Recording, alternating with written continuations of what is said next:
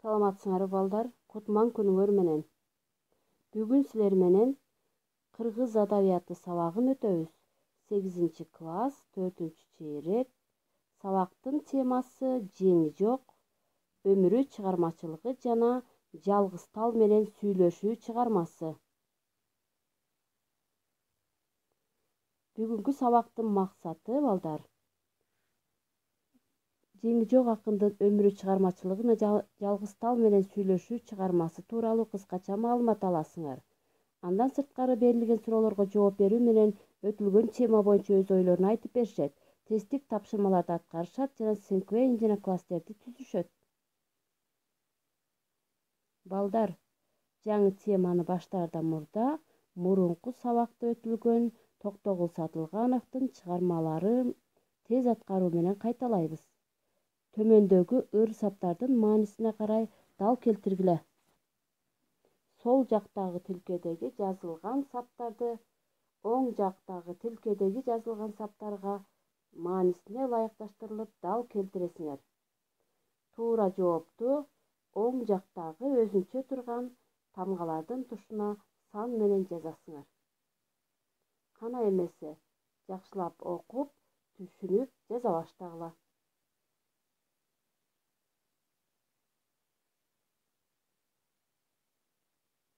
Жообун менин өздүк баракчама жазып коесуңар. Кыргыз элинин ак таңдай акыны жеңи жок.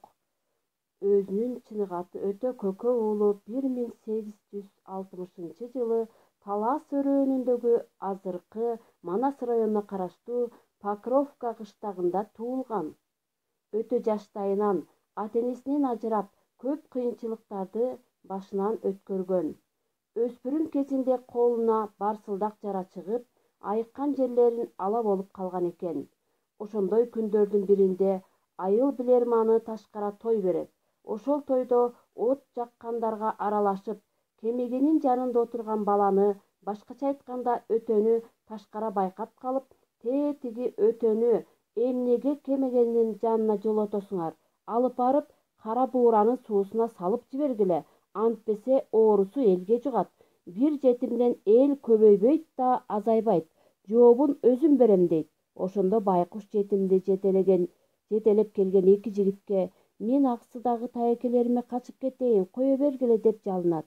Оокаттуу жашаган таекеси өтөнүн сабатын ачууга жардам берет. Ал окуганды жана жазганды да үйрөнөт.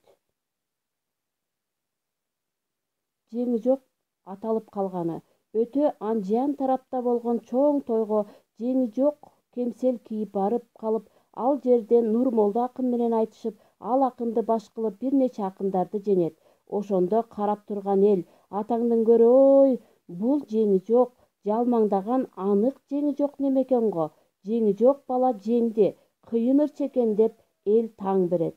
Ушундан улам өтө жеңи жок атыгып кетет.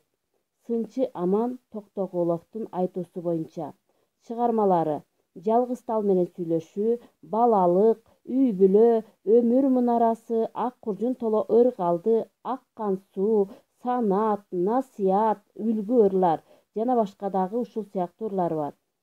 Туугандары менен жердештеринин эскерүүлөрүнө караганда жеңи жок 1918-жылы 58 жашында Жаңы-Жол районундагы Кара Суу кыштагында каза болот.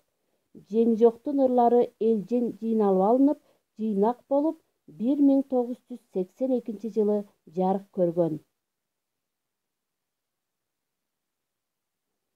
Жеңи жоктун образын, келбетин, портретин чагылдырылган сүрөттөгү экрандан жакшылап түшүнүп, ошолорду пайдаланып, синквейн түзөбүз.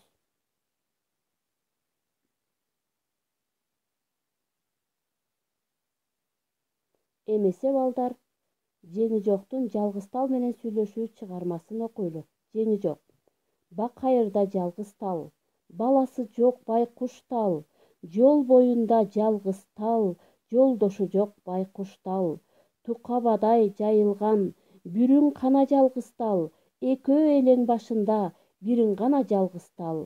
Аймактуу чогуу жашаган, элин гана жалгыз тал, аркалап жүрүп чоңойткон, Атаң гана жалгыз тал, көтөрүп жүрүп чоңойткон, энең гана жалгыз тал, өзүң менен бир тууган, иниң гана жалгыз тал, тегеренип ойногон, балаң гана жалгыз тал, агаң гана, тағаң гана жалгыз тал.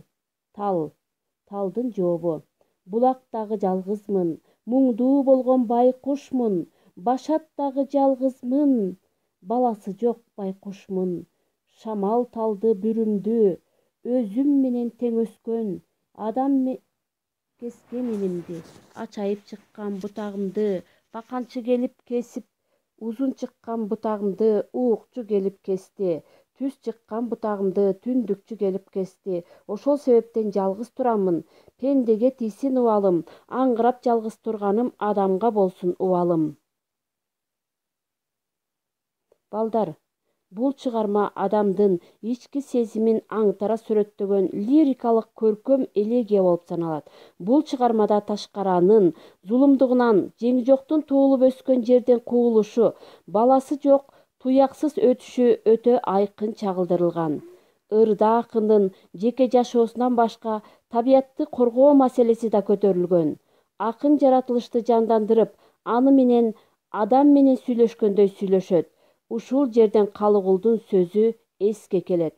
Эгер адам акыл эси менен жапайычылыгын башкара албаса, анда тоо токол болот деп айтканы чындык бар. Демек, ар бир адам жаратылышты коргоого милдеттүү. Бул сөздөрдү дептериңерге жазып алгыла. Тоо токол болор, от, чөп чыкпай жерин такыр болот дегенди түшүндүрөт. Элегия автордун ички кайгысын билдирген лирикалык ырлар, а сюжет болсо адабий чыгармалардагы окуялар топтому. Берилген суроолор жана тапшырмалар түшүнүп окуп, үйдөн адабият дептериңерге жазып жооп бергиле.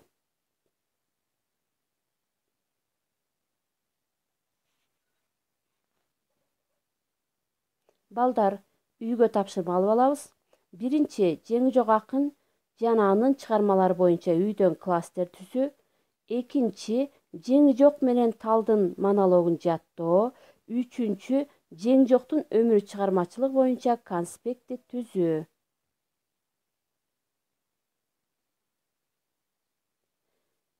Берилген тапшырмалардын баардыгын тең толук аткарып, өздүк баракчага жөнөткөндү унутпагыла. Ушуну менен сабак бүттү. Көңүл бурганыңарга чоң рахмат.